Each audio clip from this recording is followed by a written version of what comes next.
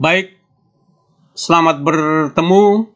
Salam sehat, salam sukses buat kita semua. Kali ini kita akan belajar bersama bagaimana hubungan antara arus dan tegangan pada komponen-komponen pasif R, C, dan L untuk arus dan tegangan AC. Saya ulangi sekali lagi, kita akan mempelajari bagaimana hubungan tegangan dan arus AC pada komponen R, C, dan L. Sebagaimana kita tahu bahwa R, C, dan L ini termasuk komponen pasif, jadi bukan komponen aktif, walaupun outputnya ada perbedaan fase antara arus dan tegangan. Kita lihat kalau untuk R, misalkan R seperti ini 500 ohm dihubungkan dengan sumber tegangan AC misalnya, maka V dibagi dengan R itu sama dengan V dibagi dengan I itu sama dengan R, atau I sama dengan V bagi R. I sama dengan V dibagi dengan R. Itu masih tetap berlaku hukum Ohm. Tapi kita juga harus tahu bahwa manfaat atau guna daripada R atau tahanan pada sebuah rangkaian pada dasarnya adalah sebagai pembatas arus. Ya, sebagai pembatas arus. Itu salah satu fungsi dari tegangan. Jadi bagaimana membatasi arus yang melewati tahanan tersebut untuk mensuplai atau mensuplai sebuah rangkaian misalnya. Lalu antara arus dan tegangan yang melewati R tersebut, yaitu arus yang melewati dan tegangan drop pada R, tidak ada perbedaan fase, jadi sefasa. Jadi pada saat arusnya mulai bergerak dari 0 derajat sampai sekian derajat, tegangannya juga seperti itu, jadi satu fase namanya. Ya, jadi voltage in phase across R. Ya, jadi misalkan ada tegangan 50 volt dengan arus 100 mA, dia berjalannya sefasa. Jadi kalau misalkan sama, amplitudenya sama, maka dia satu garis, ya. Ini karena amplitudo arusnya lebih kecil dibandingkan dengan tegangan AC-nya. Nah, itu untuk tahanan. Jadi tegangan dan arus itu satu fase atau tidak ada perbedaan fase. Berbeda kalau kita lihat untuk C misalnya. Kalau untuk C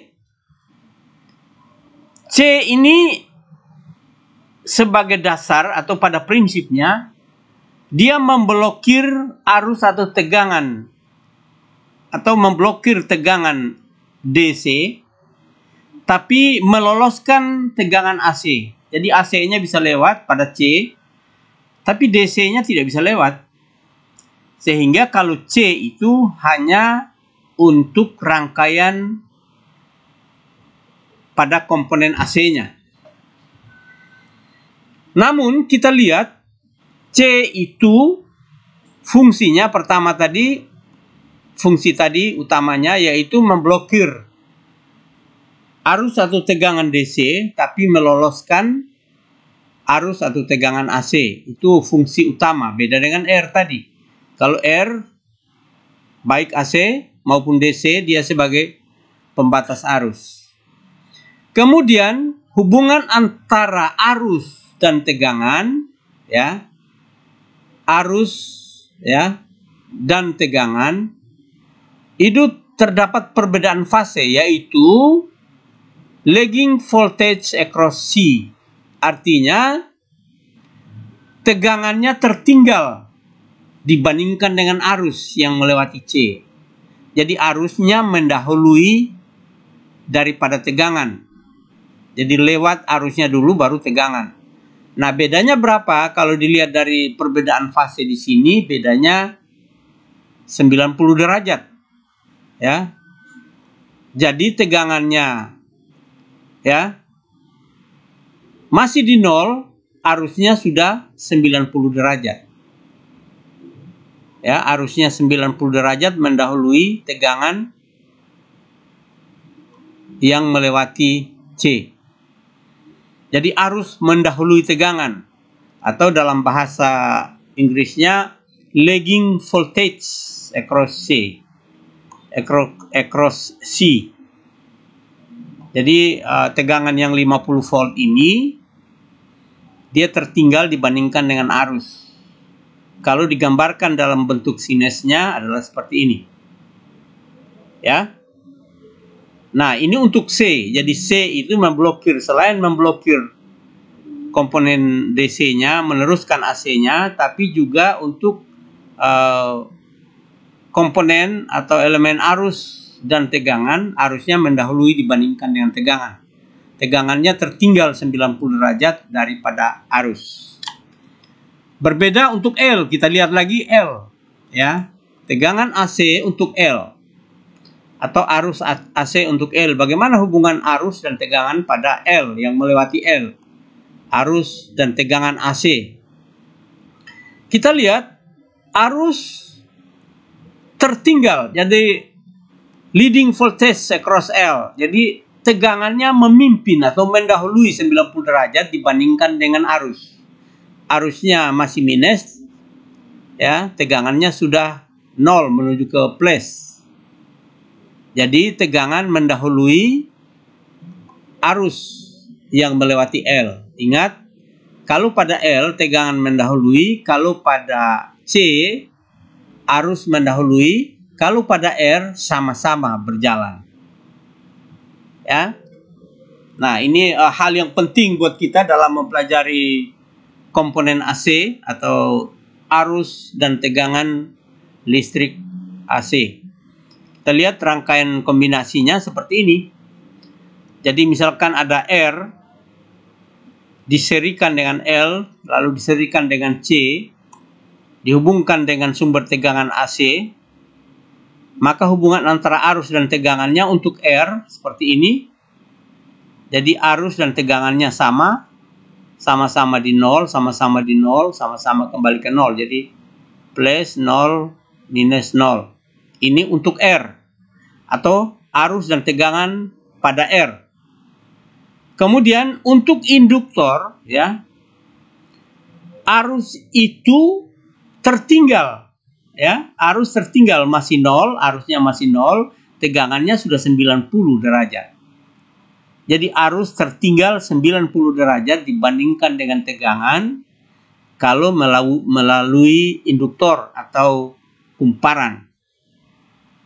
Sebaliknya, kalau untuk melewati kapasitor atau kondensator, arusnya yang mendahului, arusnya sudah 0, ya, tegangannya masih minus.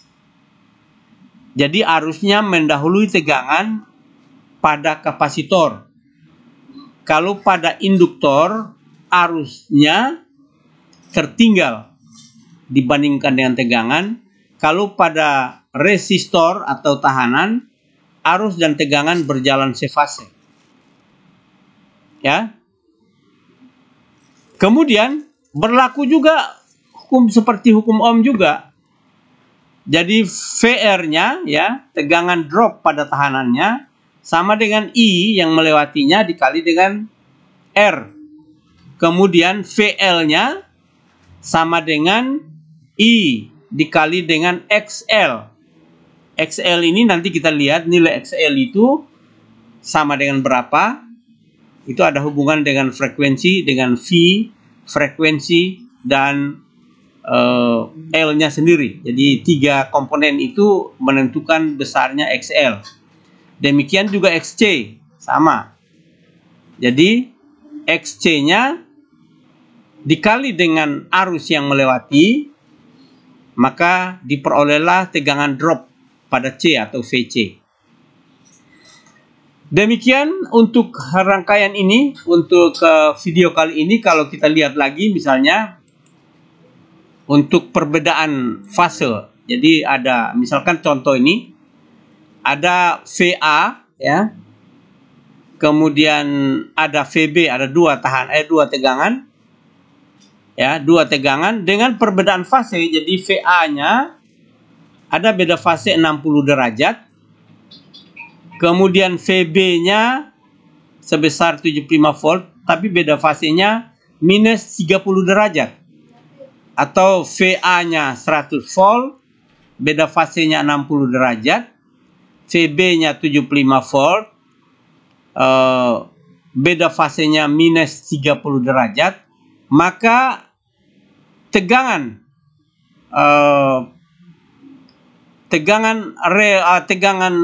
resultantenya atau VR ini jadi murni ya.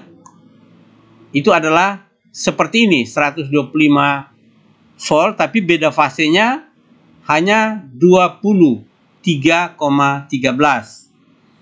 Jadi sekali lagi kita mempelajari yang dimaksudkan dengan 45 derajat, dengan 60 derajat, VA-nya 60 derajat ya, adalah terhadap 0. Jadi dari sini ya sampai sini itu 60 derajat ya, 60 derajat.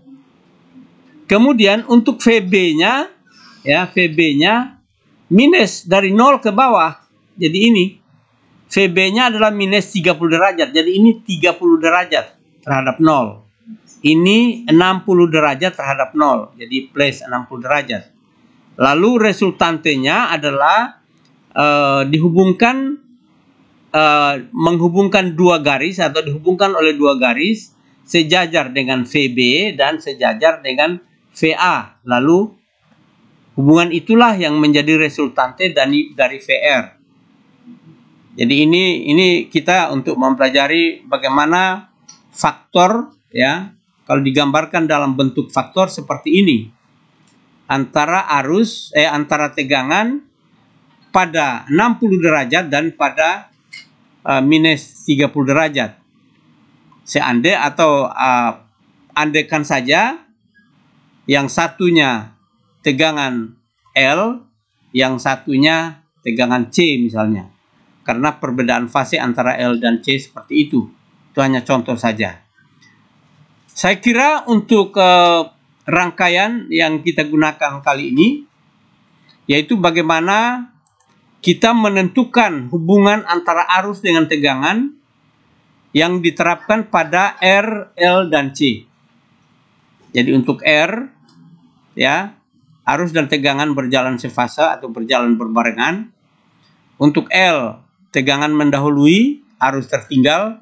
Untuk C, ya, arusnya mendahului, tegangannya tertinggal terhadap arus dan tegangan AC. Jadi saya kira demikian. Nanti untuk menghitung XL, XC nanti kita buatkan pada video yang lain. Saya kira itu yang terpenting. Mudah-mudahan saya kira berguna. Mudah-mudahan berguna buat kita semua. Kalau ada pertanyaan nanti bisa bertanya atau isi pertanyaannya di kolom komentar sehingga dapat saya baca dan saya jawab. Saya kira demikian. Selamat belajar. Semoga sukses.